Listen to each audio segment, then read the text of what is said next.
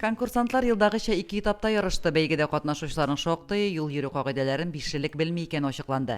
20 сорауның берничәсенә генә дөрес җавап бирүчеләргә зур хәрефләр белән имтихан бирелмәде дигән кызыл язу чыкты.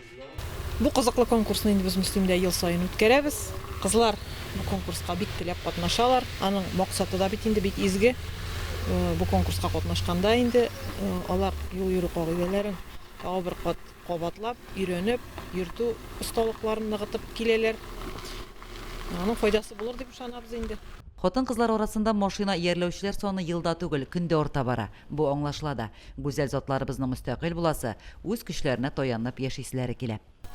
Кичкенәдән машинада йөрергә хыялландым. 18 яшым тулу белән правага укып, руль артына утырдым.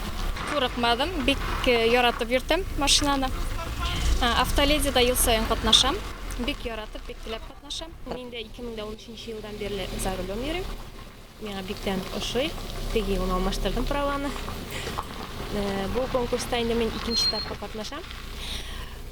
Нәрсәсе белән кызыклы, без монда килгән сайын икенче төрле теге белемнәр алабыз. Икенче төрле үзгәрешләр кертәләр. Теге елны катнашканда мондый эстакадаларны көтмәгәннәр, быел уже ансыда күргән менә. Яңа ниләр.